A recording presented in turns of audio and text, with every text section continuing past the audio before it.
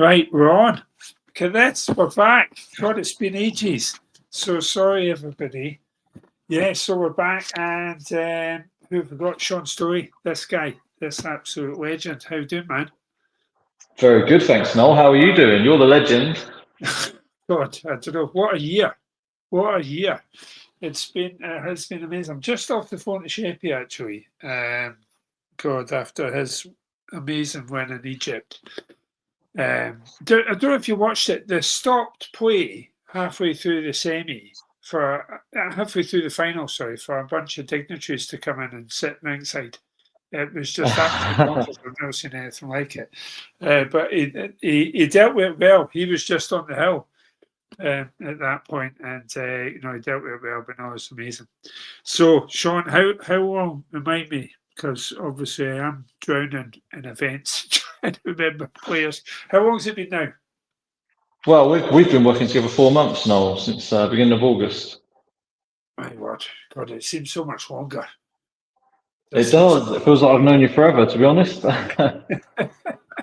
No, I hope in a good way. I hope In a in a good good. way, yeah. It's long-term friends, you feel like. Yeah, no, that's great. Thank you. No, it is likewise. And I think that's the thing. I think it's the bond between player and coach. I think is just so key, isn't it? It's great to have that in you, and you've been an absolute pleasure to coach. So obviously Shaun's one of our supported players, and we support him in a number of different ways. But basically, we get together, don't we, on the phone and video and stuff. And we've been in one event together. I want to say, where did we go? That was the only one, wasn't it? That was players in Newcastle under Lyme for. I think you were there with Yeah, Mary anyway, and that's coincidentally, right. that was right Right. after our first sort of contact. Yeah, that's right. And obviously, we had a good chat on the phone. I can remember I was at a golf club when we had our chat. And why don't you tell everybody? This is a good story. Tell everybody how you got on Q Sport Hub and how I didn't know you were on. Oh, well, like I like to try certain, I've tried almost everything. So if I'm dabbling in something, I might use a different name and sneak on and see what it's all about. So you wouldn't have known I was on the hub for a few months before we spoke. No, I didn't, and I know there's others doing the same thing, and I'm sure there's others doing the same thing, and I don't know anything about it. But yeah, that was funny. That did make me chuckle. That If did I'm make using it, I'm quite happy to share it. But obviously, sometimes you sort of log into something and think, "Oh, that's not for me," and yeah. you wouldn't want somebody to say, "Oh, he's on my site," that's not something you'd want to be. Not necessarily. I mean, I'm happy to share whatever, but if you're not using it and someone claims you are using it, then just because you've logged on, that's all. I mean, it's silly. It's silly, really. But yeah, I was hooked in straight away, so hence why I gave you a message, and I'm now on there under my real name. That does make me chuckle.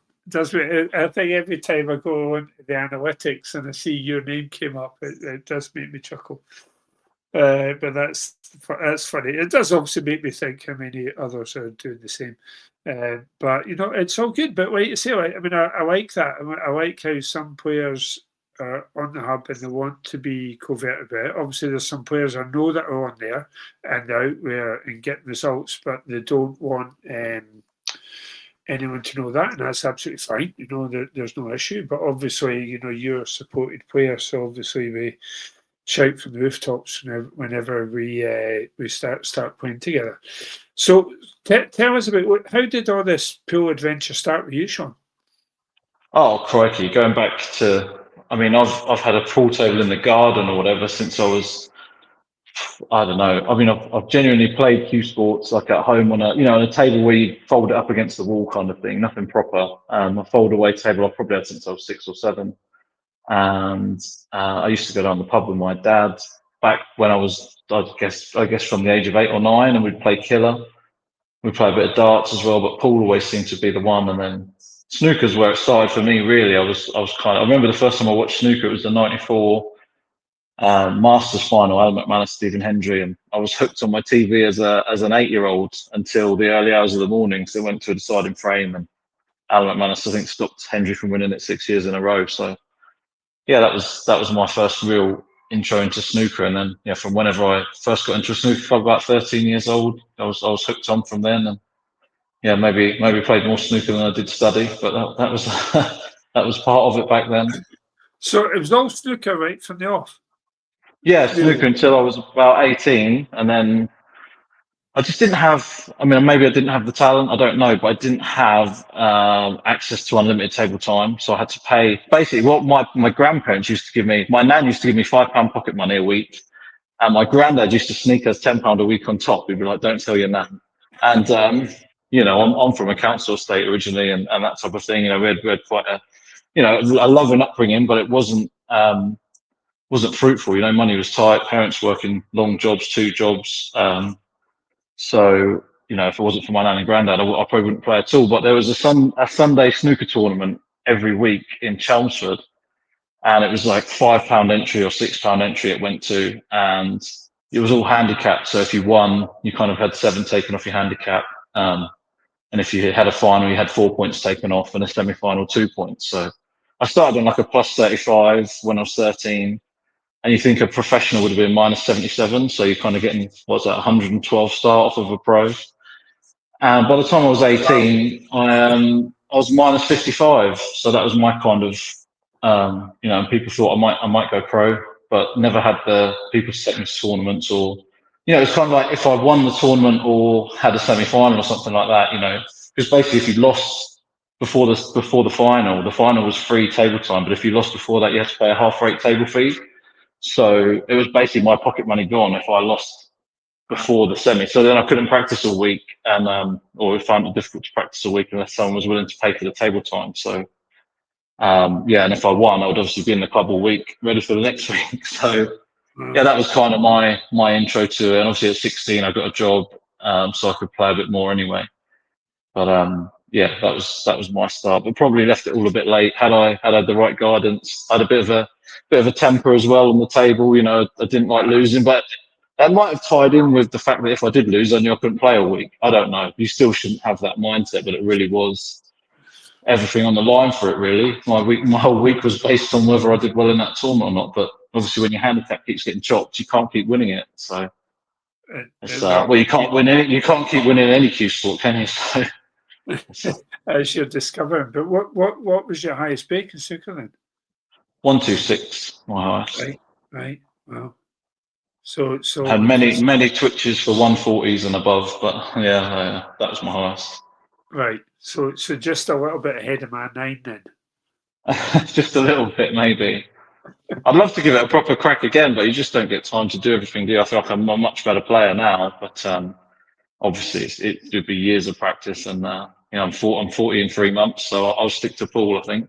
Yeah. No, I mean, obviously, there's some, crazy folk out there like Sheppy who can, turn their hand to either in a heartbeat, which is a bit scary to see. But yeah, no, I mean, it's good. So do you feel like that snooker bit really helped you in your pool? Most of the guys seem to think it did really help, right? I mean, I guess, but I mean, I'm such a different player to what I was then to what I am now. I mean, I've just completely rebuilt my game, and Paul has taught me how to do that. I'm not sure really. Yeah, I'm not the same player. I don't sight the ball the same. But it was all self-taught, really. I probably actually had one sort of set of 7 coaching sessions when I was about 14 years old, and I probably wish I hadn't, just because a coach, when it's a technical coach, can only really get you to the level they're at. A lot of the time, there are some exceptions, but I mean, the guy was a lovely guy, but he was never going to teach me to be a professional, if you like. He'd never coached that sort of level, so that was the only coaching I'd had, and probably didn't help my game. So a lot of the things he taught me, I've kind of learned probably weren't completely accurate, and had to rebuild my game from there. But probably for the first 7 or 8 years of playing cue sports, I took it as gospel, and it wasn't. So it's been otherwise proved not correct. So Did you do some other coaching before you and I got together? no, not directly. I'm trying to think who else I've had any work with. I've had some lessons with Alan Bell, which Oh was yeah. 2012, yeah, quite a few, not long, a few. I worked with him for a few months, and don't get me wrong, he did phenomenal with me. He got me to a final of a GB9, where I don't think I'd ever been past the last 32, so of a main event. And he not only did he get me to a final, I was 9-5 up in the final against Daryl Peach, who was former world champion or had won the world championships 5 years earlier. And I was 9-5 up first to 10, and I only really got one chance, but I did absolutely bottle it. So it was one of those I really should have won that tournament. But yeah, it was all a learning curve, and that was a real shock to even be there, because that was back in the day when the GB9 had everybody on it, really. Daryl Peach, Carl Boys, Mark Gray. I think Appleton may or may not have been on it at that point, but Craig Osborne, another top UK pool player. So and many more that I'm probably not naming, because it's just 10, 15 years ago. But 9-ball pool was really strong back then in the UK. So yeah, Tony Drago, I played on quite a lot of them as well. So definitely a very high standard. Yeah. When did you switch to 8-ball then? So my first proper, I've always played 8-ball in the background, but not took it seriously. But my first proper 8-ball tournament, where we played for like decent money, as in £250 a man. It was kind of everyone outside of the top 8 on the IPA and the UK pool tour, as it was then. So anybody else was allowed in, and that was 2017. Was the first time I really thought, right, I'll stop playing 9-ball. I'm going to take 8-ball more seriously. And so yeah, 8 years ago. Right. And you're a full-time player now, and Yes. well, you worked in the motor industry like myself, in the past. When did you give up that? So that was the same year, 2017. Oh, right. So you've been full-time since then? Well, loosely full-time. Yeah, I haven't had a job.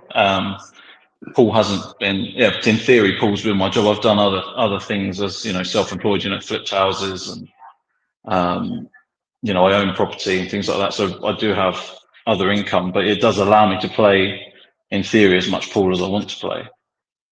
But yeah, Nice. so yeah, I wouldn't necessarily say I'm a full-time, but I should be. I haven't treated it that way until we started talking, really. I always thought half an hour a day maximum was fine for me. And I remember you telling you, Yeah, I remember we had that chat. You said, "What are your goals?" And I said, "World champion, world number one." And you said, "How many hours a day do you practice?" I said, "Probably on average half an hour." And you just laughed at me.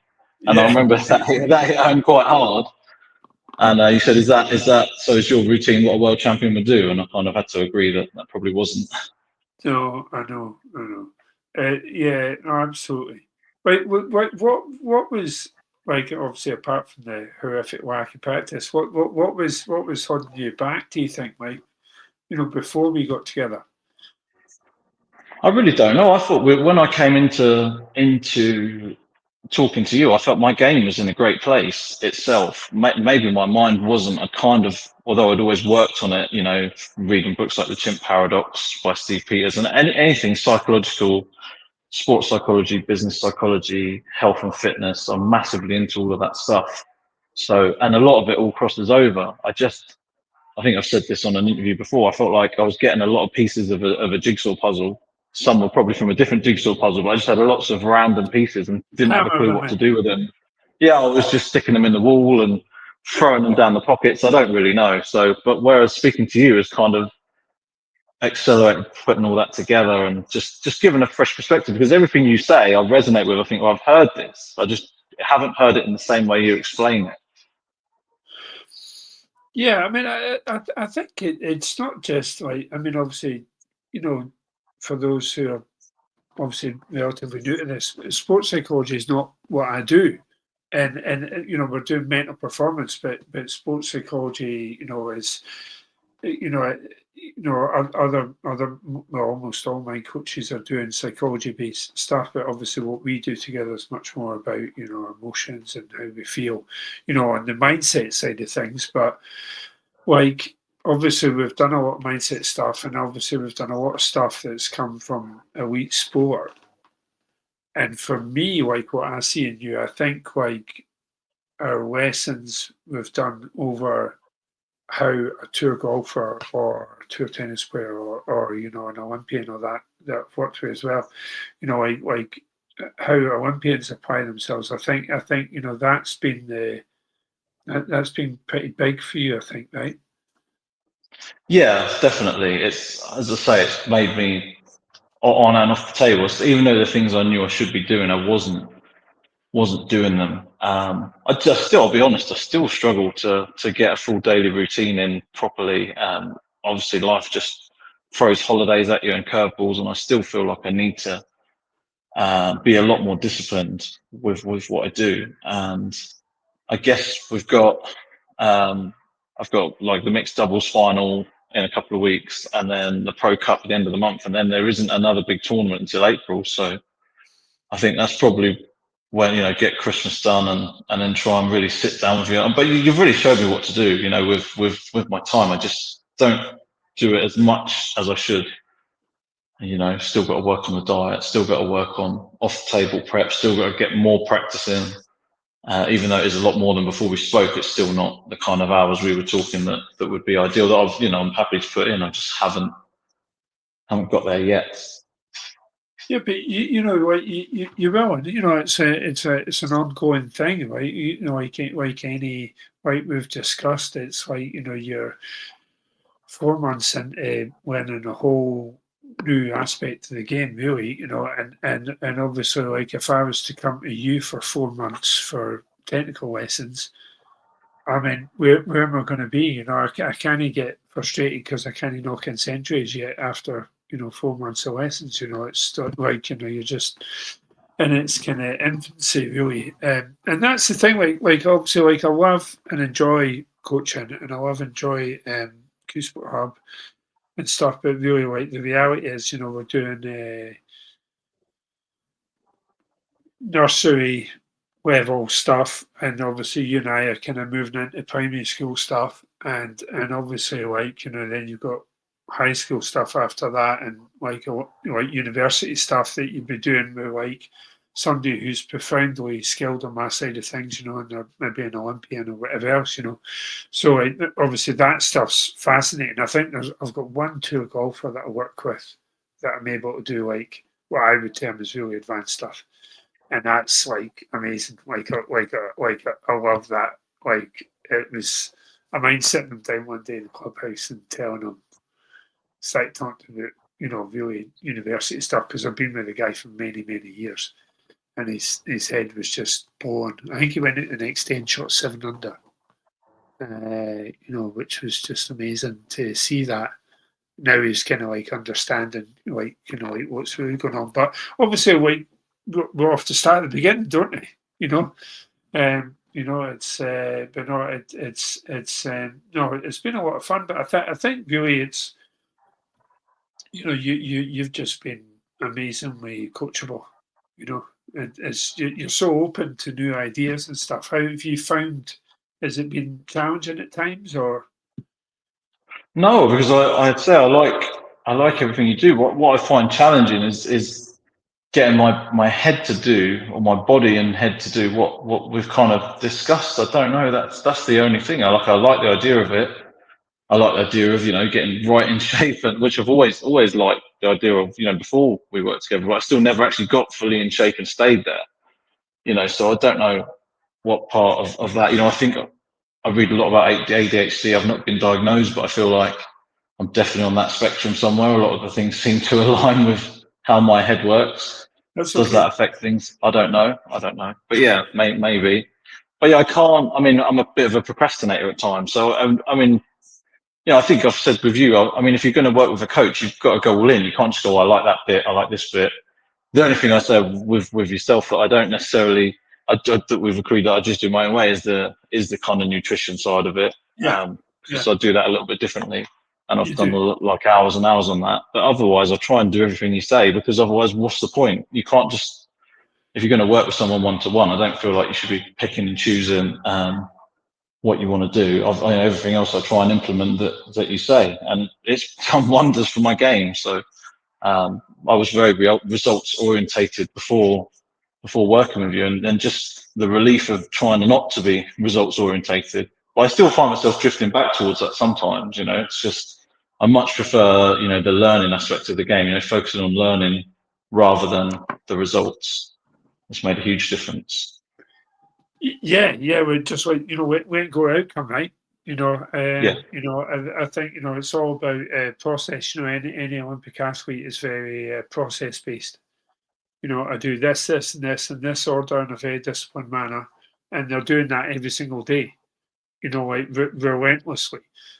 So like, yeah, we've got a way to go in terms of, obviously you've got family life as well, which is obviously much more important than the pool. But still we've got a way to go to try and implement things so that we're heading towards. I think, to be honest, Olympic athletes probably, in terms of process and application, it's probably standard setting. I mean, I think the footballers, obviously, like Olympics, Formula One, English Premiership football, that's probably setting the standard for the rest of the sport to follow in terms of processes. But I think, like, that even the F1 drivers, especially footballers, I mean, most of them just training in the morning, get the afternoon and the evening off. I think things are a lot more involved for the Olympic athletes. I love my time doing the Olympic stuff, and I wish I could do more. But the problem is, like, this was private individuals kind of come to me, and the governing body puts a halt to it. The only one, if you're in Team GB, we want you solely working with our people. So like they couldn't kind of outside source, so they kind of did it on the quiet for a bit, But it's just fascinating and great, But it's like, really, that's the standard, I mean, I think, like, I can remember it was September time. I was at a family wedding during the course of what was the World Championships in September? What was that?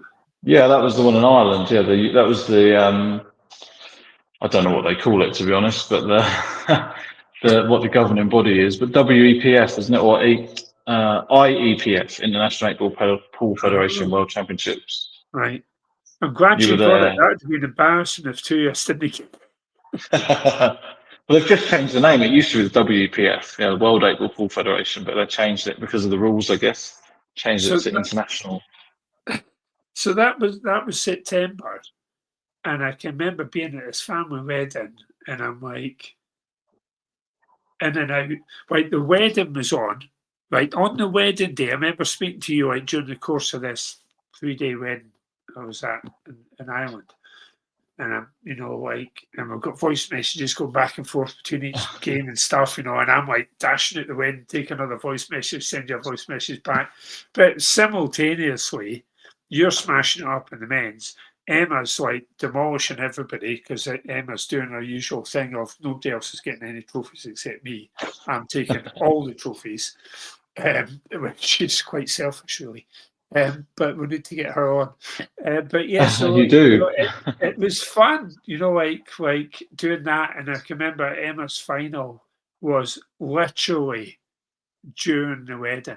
I was outside the church on my phone watching the final, hoping there's a delay inside that I don't have to, like, because I had to leave with 3 frames to go or something. God, I'm trying to, like, check my phone. I was getting in all sorts of trouble in the church checking my phone. I bet you were. Oh my God. You can see where my head It's, was at. Not my nephew get married. It was, yeah. But yeah, for don't make me, sure he doesn't watch this podcast, eh? oh, I'll send him it. I'll send him it. What was? I'm that guy. Yeah, I'm that guy. What was? So we were a month in, and what did you do at that Worlds? So yeah, final of the World Masters, which is the kind of warm-up event, but still, almost equal to the World Championships, I guess. In the entries are pretty much the same, just Yeah, doesn't carry the same prestige. And then yeah, the World Championship. So final of the World Masters, I lost 10-9 to Gary Clark, and yeah, semis of the World Championships, lost 10-8 to Giuseppe, who went on to win it. And yes, he that was did. yeah, He it's did well. a pretty solid event, but very close to taking all the trophies like Emma. That is just incredible. It's such fun because I say honestly, it, I mean, obviously, like, you know, with the results we're getting, obviously, like, I know the content works, but so really, I don't become the defining factor. The player does in terms of how coachable they are, and also, you know, how they apply this stuff, you know, and you've just been. I know we've got a ways to go, but you know, you've been very professional and disciplined and open, and honestly, thank you. Just an absolute joy to coach. Really, just amazing. What a guy. What a guy. Yeah, you too. I'd love to run simultaneously if we hadn't made contact, you know, and seen how the last 4 months would have been without that, because I think it would have been very different. So can't thank you Yeah. enough for all the help you've given me. No, it's been great. But obviously the season didn't end there. What did we all do together after that, Shaun? So I think the next tournament may well have been a couple of pro series, which I had pretty early exits in. One Josh Dew has, who I think has involvement with the hub as well. He played a Yeah. solid match to beat me. So I won one match there, lost to Josh. And then the other event, I had to get back for a christening. So I didn't have to, but there was a christening where I was going to be a godparent. Anyway, I was 7-4 up on Kyle Cope. And if I win that match, I'm through to the Sunday, so I can't come back home for this christening. And he broke dish, reverse dish, broke dish, reverse dish to win the match. So I didn't get another shot, and well, one of the breaks I don't know how it was dry, and the other break I don't know how the white got kicked in off, because it was a perfect break, and the white was stopped dead in the middle of the table, and something's come around with 3 cushions and smacked it in the middle pocket. But it wasn't even close to that middle pocket; it was closer to the other middle. That's how bad it was. So yeah, it was a crazy, and to be honest, Carl's a great player, but he had to play one shot in those 4 frames. It was literally like, you know, have it on a plate. There was nothing to do in any of those 4 frames, apart from he had to play one opening shot down a cushion, which was kind of, I guess, game or out, and he nailed it. But other than that, he literally didn't have to play a shot. It was just crazy. I think if someone does 4 in a row, they've got to do something special. But it was just, the balls were so open, no cannons to play, you know, no tricky ball to get on, just hold yourself together kind of stuff. So wasn't meant to be. And yeah, from there we had the European Open, where got to the final. So that was about a month ago. Really solid showing. You know, it was a like group format, 6 in your group. So I've topped the group, five wins from 5, and yeah, got through to the final, where Callum Singleton beat me in the final. But you know, I put in a good showing, and he just played a really solid match. To be honest, I had a couple of tricky finishes early doors, which I didn't get, and you know, he got an early lead, and he's a very clever player. He's someone I've got a very, very good record against. To be fair, I think I must have won 10 matches in a row against him, and he's picked me at the start of the year in the British Open. We had a 5-all in the quarterfinal, and our last frame took an hour and 20 minutes. I think it's a record. It took 45 minutes before 45 minutes before someone potted the ball. International rules. We both just put the brakes on. Yeah, and it ended up the black was in bulk, and every single other ball was on the side cushion, all 14 of them near the pocket, but on the side cushion. And in the end, he took out a really good finish, to be fair, to beat me in that. And that was the first time he'd beaten me for years. And then yeah, he put me in the final there as well. So it was a bit annoying, because I think I was 7-4 down with a minute and a half left. So I needed 3 30-second finishes, and I was genuinely on for the first clearance in 25 seconds. I wasn't even aiming at this point. I was just literally point and whack. And because it was my break, so it was on for break finish. So all I need really is a dry break from Callum, and I've just got to run around the table and hope. Anyway, I would have cleared up in 25 seconds, which would have been a record. But I've nudged into a ball, and I've run around the table so fast that I've played the next shot before that ball had stopped. So the ref scored a foul, and it literally, when I watched the replay, it literally was on its final kind of, you know, final rock, if you like. So it would have been nice to at least have had a go to see if he broke dry the next frame, and see if I could, you know, clear up in 30 seconds again twice in a row, and forced a 6-red shootout. But again, it wasn't meant to be. So and then yeah, straight after the Monday night, we had the pairs with myself and Scott Gillespie, and we won that, which was nice, the first trophy of the year. And yeah, the Monday just gone, I was in the mixed pairs of Emma Parker, and we made it through as well. We're into finals night just before Christmas, the Monday before. Christmas Day. So it's about 2 weeks, 2 and a bit weeks time. Just awesome and incredible. I mean, the number of messages, honestly, pretty much broke Messenger. Like the messages I got off the back of like your results and how quickly you're going with that. I mean, it's just absolutely, it's incredible. Like, how fast this has all happened for you. But it's really good. It's super encouraging. It's super encouraging. What we're going to do next year? What's the plan?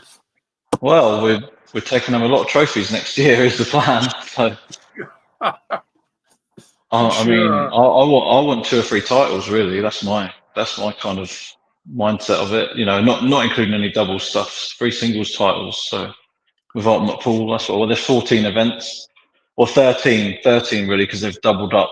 They've doubled up the last one. That's the one I'd love to win that one. But again, it's not about outcome, is it? You can't pick or treat tournaments differently. But one event next year is 25,000 the winner. So if you're going to I'll take that one trophy. If you say I can't have 3, I'll take one there because that's basically worth 3. But yeah, I mean, I genuinely think, as I say, when I came to you, I felt like my game was in good shape, but it had been a very poor season results wise. But I didn't feel like I played badly at all. I kind of lost a lot of matches, 8-7. A few of those where people had cleared 6 off the breaks, and you think in a first to 8 that's not doesn't happen very often. And I know you've got me doing some stats, and that definitely the stats don't say that should happen too often. More like you'd expect maybe three in a race to 8, certainly not 6. So yeah, the pockets are playing bigger this year, and it's kind of been an eye opener on that front since the rest on tables came out. That Yeah. it's leveled the playing field massively. I don't know what your thoughts are on that. Yeah, no, I mean, I think it, as you know, obviously, like I'm not a player. Like, it's weird for me. Like, I don't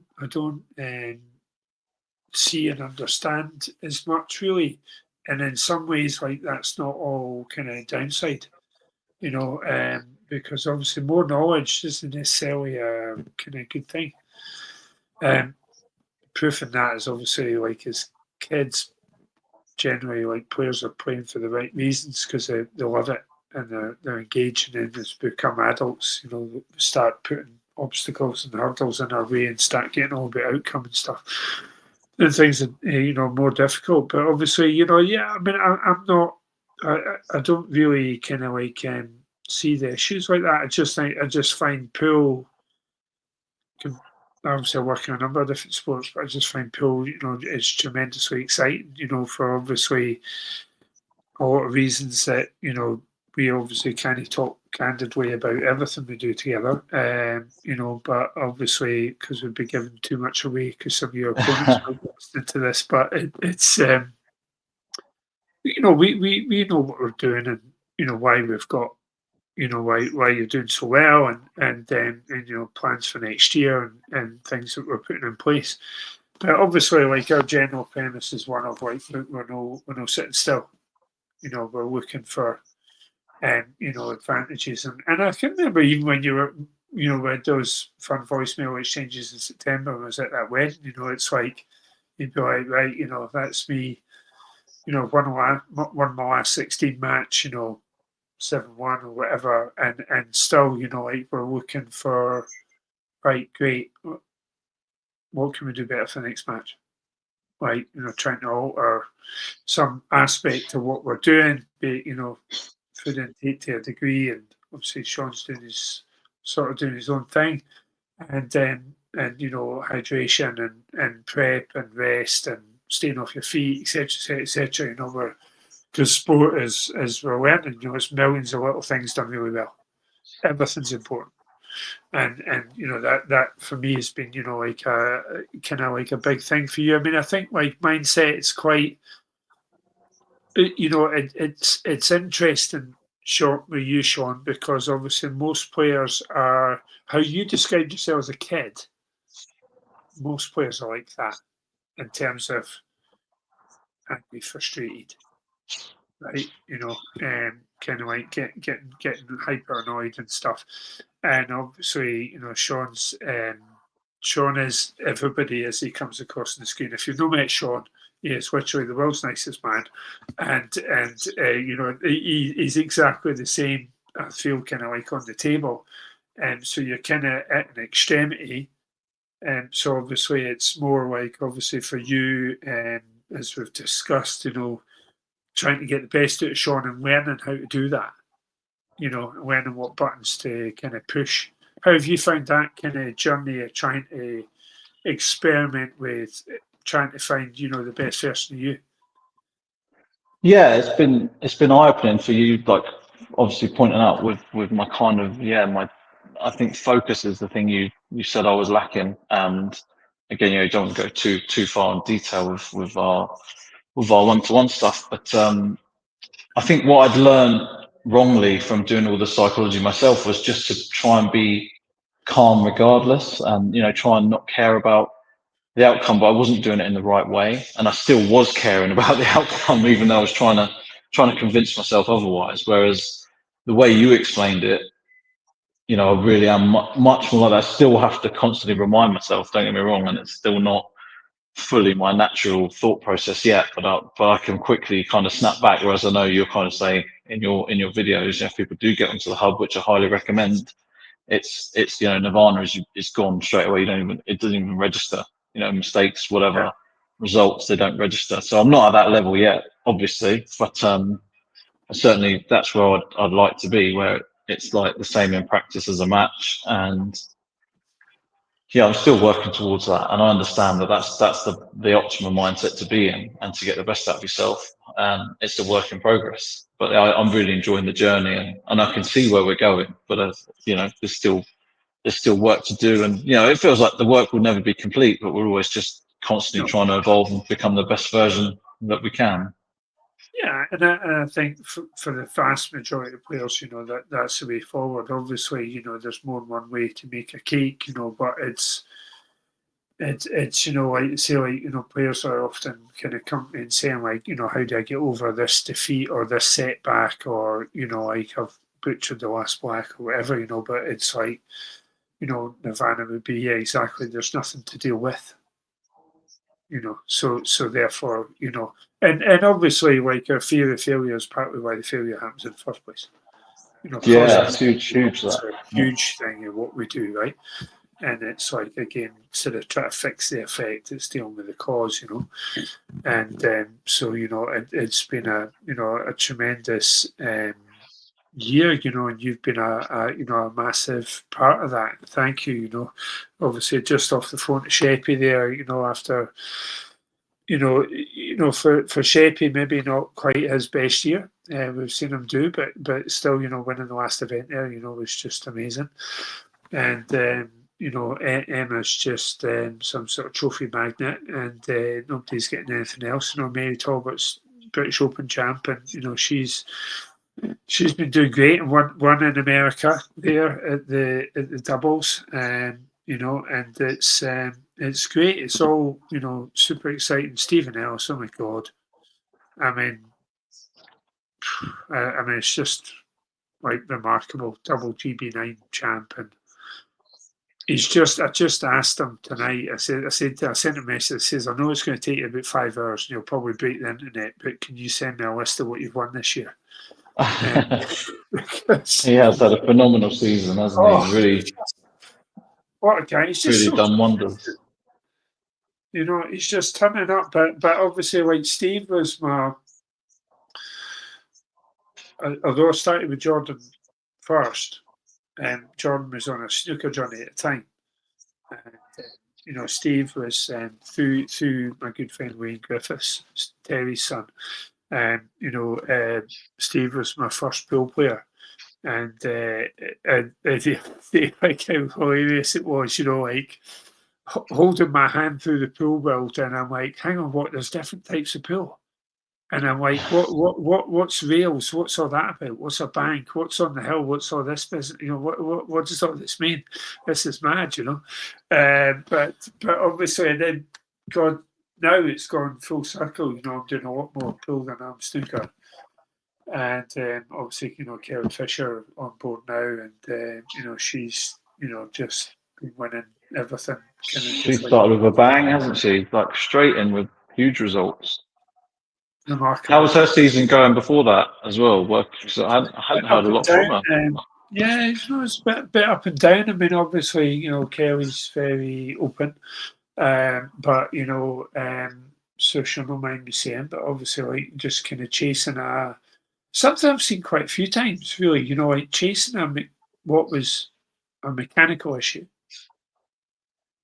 and been to a number of different coaches try and fix that, and nothing was working. And it was, and as soon as she started talking about that, I knew instantly it wasn't a mechanical issue. And so obviously, now that's, in this short time gone. Forevermore, and that's great, and but it's been a lot of fun, and obviously just helping Mr. Williams a bit with his food intake. Really, that's all he needed. I mean, God, the guy's super laid back. See Mr. Williams reacting to a loss Oh, or I saw a something. little bit. Saw a little bit of the UK Championship. He was getting a bit frustrated. He does the little things, doesn't he? But yeah, he's super Well, calm otherwise. he is, and he's just great. I just love his attitude. It's like, what's just going to happen? I'm going to lose. No, his cue butt took a little pounding on the floor at the UK Championships. To be fair to him, but Yeah, I'd heard about that, and I was really surprised, because I think it's the first time I've ever seen him do that. But he's been great, and obviously, like we just helped him a bit with his food intake, and obviously that's been massive for him. He's obviously kindly did us a video on that, which has been shared enough times, so that was great. So no, it's been a tremendous year. And we've had, some amateurs turn pro and stuff as well. But as I say, there's just so many highlights, and I couldn't even, pick one player out. But, Shaun, it's been, 4 months. It just seems like so much longer, so that really many does. late nights we've been chatting for, like we're 2 hours in. I'm like, Shaun, I've got to go to bed now. It's It does. We just go, don't we? We go with a good. Oh, I really look forward to the calls. It's yeah. I it's note down everything we say as well. I literally type out virtually everything you say, and I'll try and read back over it. So no, that's great. That's great. But yeah, I mean, and like I say, obviously not all of it will be useful. It's trying to find the things that work for you, and also, I mean, it just helps. Obviously, the more time we spend together, the better we get to know each other, and then the better I'm able to help you or another player. That where you might come off and you've now won a semi final, and you're maybe not quite your best and knowing how to help you, what button to push, like with Ellis or Sheppy, that's it's easy, and yeah, like I know exactly how to help them. Very, very, very different people, but both just awesome. But obviously, yourself, I think it's kind of helped the learning I've had of Steve has really helped you because you're both very similar players, on my side of things anyway. yeah. Very, very, very much so. But no, God, it's just been it's been fun, and it's just great, like just to show the viewers. It's like practically every weekend we're getting results, right? And I don't. As a weekend goes by where Shaun doesn't text me to say, well done. Just watch Kelly's final. Amazing. Just brilliant. Well done. It's great.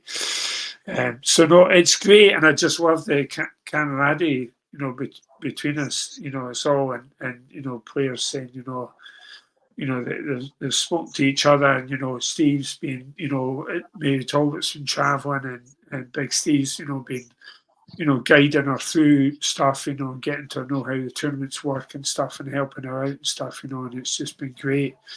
I know Big Steve and Kelly are, pretty close and stuff as well as Sheppy is, so no, it is. It's just, it's brilliant. It's brilliant. I think No, it is. Steve, You've built up a right community now, haven't you, of real players that are all getting results, really. yeah, only quality people though, And so, and Chris Waddington as well, just amazing. Did you see that video of Sheppy and Ellis turning up to a Hayball event? And basically, it's a cameraman outside this big venue, right? And there's a carpet outside. There's a carpet laid on the concrete stairs going up to the venue, and the carpet goes across the pavement to the road, right? There's a view of this. Limousine turns up, back doors open. Big Steve and Shep come out, and there's like cameras going, and they're following them in, and there's people carrying their cues. Just it's stitches. Just imagine. I haven't seen that, no. It's absolutely amazing. Compared to God bless Murphy's and Doncaster, I love that club, but it's like quite a contrast, It's absolutely amazing. It's just great to see, and I'm so proud of all you. I mean, it's so much fun for me, and I just wish I'm just my phone is broken with apps and like scoring apps and stuff, and trying to keep on top of it all. And I'm horrible with the techie stuff, as you know, Shaun. And it's like, you guys are forever help. They all help me out, and they're sending me links. Here's watch the final, and because I can never find it. Sometimes on YouTube, sometimes it isn't. I'm just like, oh, It God. is all over the place, isn't it? It would be great if it was all in one. Even I struggle, though, genuinely. I struggle to find stuff at times. So, God, you're my techie genius. You're the one that's helped well, for this. it's just sometimes you just can't, you don't even know stuff's on because they don't advertise properly. That's all I mean. I mean, if I know about it, I'll find it, but sometimes you just don't know about it, do you? It's crazy. It is crazy. Certainly for the Chinese stuff, I really struggle with that. I do struggle to sometimes find the links to the scoring and stuff, or find the streams. Because it's just, even if you convert the page to English, I just don't think English and Mandarin convert very well together, do they? So No, that's right. God, I'm so glad on those Chinese sites. So they've got the flags up next to the players, because you'd be done, absolutely done otherwise. Like you just, and sometimes it's like you just click on each, each flag, and there's like a game on, and you're like, and it's like, oh sorry, it's Jack Mulan, let's find another one. There's one. There's one. Oh, it's Quinn. Shit, let's find another one. I'm like, God, I'm already late back from something. Rushing upstairs, trying to turn the laptop on. Watch some more pool. you need to get your players to do what Jack does, because he streams all his own matches, doesn't he? Anyway, I think. Does he? Yeah, he streams them all. Yeah, he does it himself. If he's not on the main stream, he streams his own. So he puts it on TikTok. Stuff. Yeah, he sets up a camera and streams it. Yeah, Facebook Live or Instagram or whatever it is, TikTok. Yeah, he does that for every match. As far as I know. Ellis, maybe. Hope you're listening to this. We need to get this done. This is amazing. Wow, that's great. So, like, obviously, apart from going on Q Sport Hub, Shaun, walk some players through that are kind of, they might be at IP or ultimate level, but they're obviously not as successful as you yet. Walk the players through some things that you would recommend that they do to help their game. I think I'll check your cue. I know you're not into equipment, but I feel like you want a cue that stays online well. I don't think you want too much throw from a cue. I've been kind of hunting for that golden piece of equipment. The game's a lot easier if the cue throws straight. For away from that's more of a technical thing, obviously. But if you've got a cue when you're playing at home is pushing miles offline, then when you go into a TV table it pushes twice as far. It's very hard to judge that and be accurate. So I think make sure your setup's good. Technically is one piece of the puzzle. But mentally, I think it's just get on the hub. Really, I know you said apart from get on the hub, but there's so much information on there. I don't know why you'd go anywhere else, because the difficulty I had is all the stuff I did, and there's a lot of information out there, as I said at the start of the podcast, but none of it is directly correlated with pool or Q sports. So it's very hard for me anyway, and I'm I feel like I do okay academically and don't struggle with many things. I can put my hand to most things. I'm not trying to blow my own trumpet, but if I can teach myself to do a lot of stuff, I'm quite handy. whatever, give a go at whatever really, around the house, and I don't know, carpet fitting, coffin pool tables, I don't know, valuing houses, whatever. I could work out and tend to do all right. So I couldn't really bridge the gap between um, what the psychology books were saying to then get that to transfer well into improving your game. Whereas the hub does all that for you. What you're saying is relevant to your kind of still game sports, I would say. It translates well to. So I know you say about football and those crossovers, but the only time football really crosses over to pool is a free kick or a penalty, still ball situation, or a throw in maybe, if you could. There's less pressure on a throw in, but a corner kick, a free kick, a penalty, that's when you're in the same kind of scenario. You're hitting a still ball. Whereas other sports, like you said, with F1, I feel like it's different with the racing, because even you said yourself, you've got fractions of a second, you're kind of reacting to everything that's happening. Whereas your pool and your short, they're the sports where you can get this, the yips, as you like to call it. I know you're very good at fixing that, and it's loosely, it's a fear of the future that causes it. But yeah, I would say the hub is the place to go. I know you're not telling me to say this, but I've spent years trying to do the hub without doing the hub, and it didn't work. So why waste your time, really? yeah. I think like the crossovers more. It's not so much about what's going on in the pitch. It's more about the application of professionalism. Process.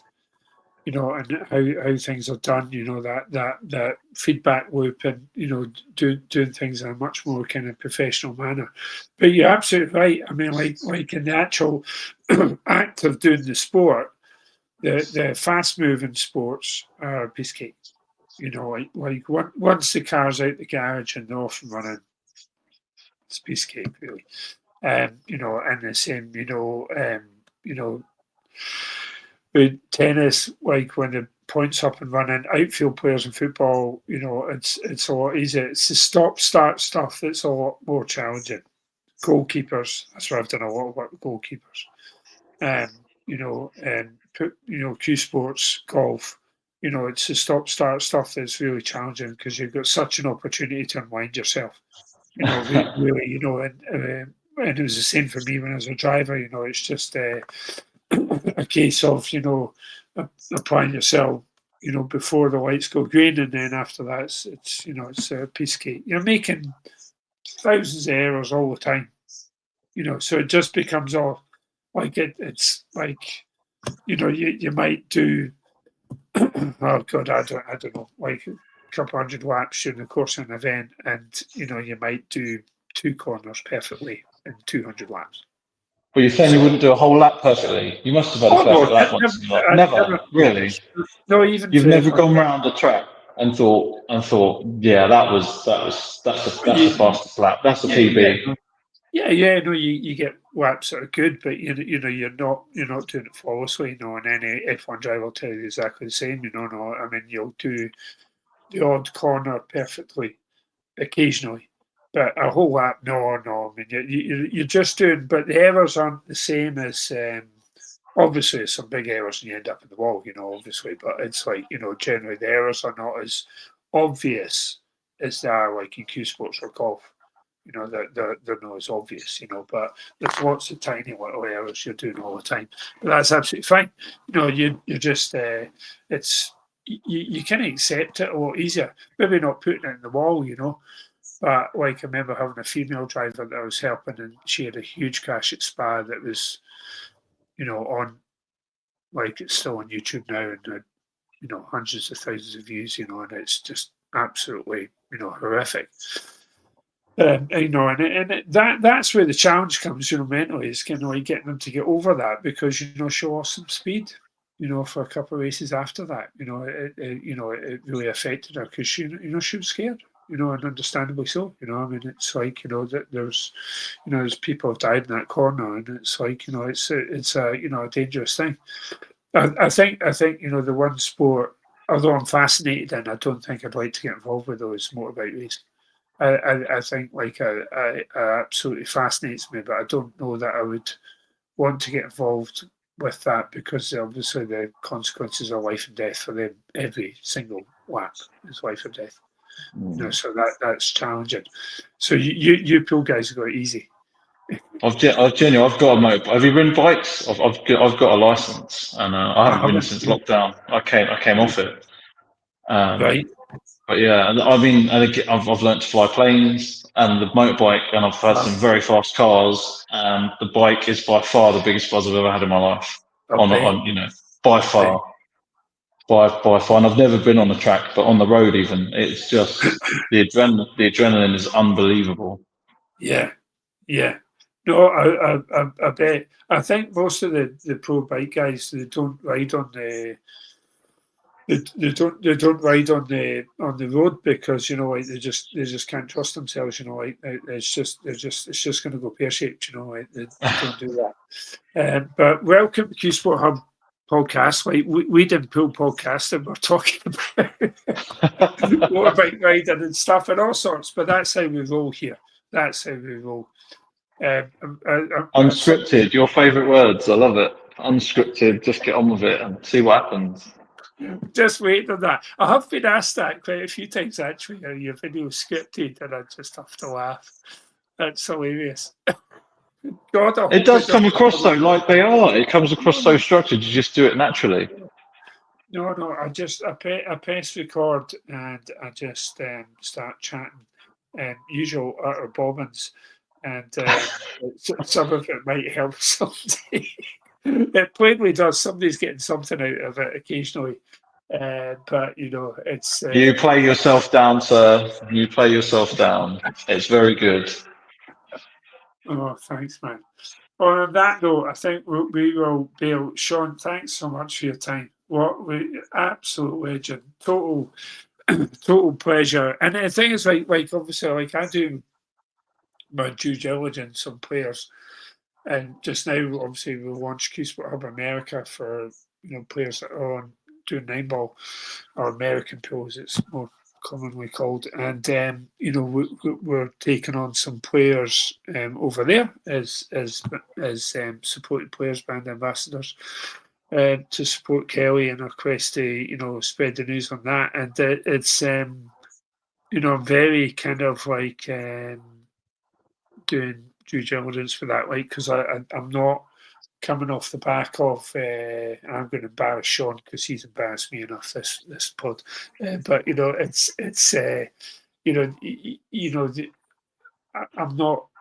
It's not enough for me. Like one player saying, "This guy's a really good guy," and it'll be of the group, So like I will go around the whole group of players that we currently look after, and it's like, right, Shaun Storry, what do we think?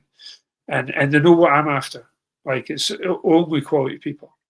I'm not going to work with, and obviously there's some players we could mention that we won't, that are fabulous players, but maybe pretty difficult people and stuff. And I'm not for me, thanks. I'm okay. But like this supported players, obviously I put a lot of time into this, and we're very, very, very choosy in who we speak about. But so I asked around inside our supported player group, and then a few other players as well, and feedback with Shaun Storry was like yes, constantly like yeah. No, he's just a great guy. So that's how you got on board. Everybody said Yeah, the same. I was shocked actually because I wasn't fishing for any sponsorship or anything. I just wanted to see what we could do if we were working together. That was all. I wasn't. When you said look, we can make you a sponsor, well, I nearly fell off my chair, to be honest. Well, it's often how it kind of pans out. Actually, it's like especially players kind of come to me. It's like do my due diligence for the call, and that they're not necessarily expecting that, but like we'll kind of feel it's worthwhile. We'll offer that. But it's it's an absolute pleasure to have you on board, and obviously it's we can't have many players, and to be honest, we don't need many players.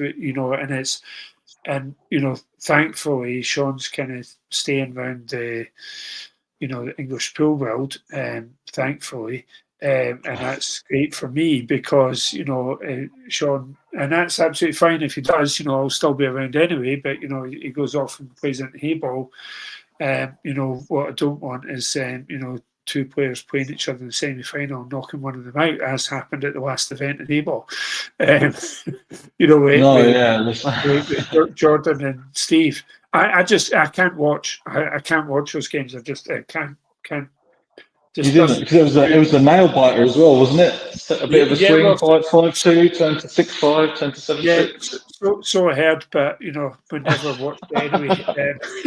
I'm just like, send me a text when it's done, because I just can't cope with that. It's horrible, absolutely horrible. I've had it in WST a good few times as well, and it's absolutely violent. Actually, there was a friend of mine who's a manager, and he had 6-7 players or something in World Snooker, and I was saying to him, like, and I was like, I was in the players' round watching the two of them, and I was like, "God, this is horrible." And he's just like, "I don't know what you're doing here." I says, "What do you mean?" He says, "I never turn up." He says, "When two of my guys play it, didn't turn up, then you speak to them afterwards, just leave them to it." Right, yeah, God, right, that is the way forward. So that's exactly, kind of like what I did the weekend. I didn't chase him after the match. I just wait till one of them texted me. And fortunately, When you didn't know the result, did you keep an eye on the result or not? I kept an eye on the result, but I didn't. You didn't watch it. I didn't watch it, and I didn't message him.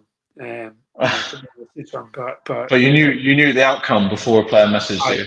I left it till they messaged me. But to be honest, I'm quite poor. Like, I'm pretty busy. I've got a couple of businesses to run, and I'm busy with coaching calls and stuff, and trying to keep on top of all the results. We got players playing, and I mean, most weekends it's at least 2 venues across the world. It's often 3 or 4. With you guys, and it's super challenging. It's very difficult. Going from there, but. Looking forward to your pairs night. So I've got this list. So let's just check this again. So Ultimate Pool Masters quarterfinal, World Masters runners-up, World Championship semi-final, Ultimate Pool European Open final, Ultimate Pairs winners, and Ultimate Pool Mixed Pairs finals. All you're through to the final night. It's just remarkable in 4 months. Oh my God, what a wedge! Well done, Shaun. Thank you for all the help. It's made a massive difference. No trouble. Massive I'm going to go because we're over the hour, and James here is going to give me such a bollocking for this. But I much prefer when James does these interviews because I find it embarrassing. But I love watching it afterwards, maybe. But no, it's all good. But thanks for your help, man. Really appreciate it. Thanks, Noel. Appreciate you having me on. See you soon. Take care, pal. See you later. Bye.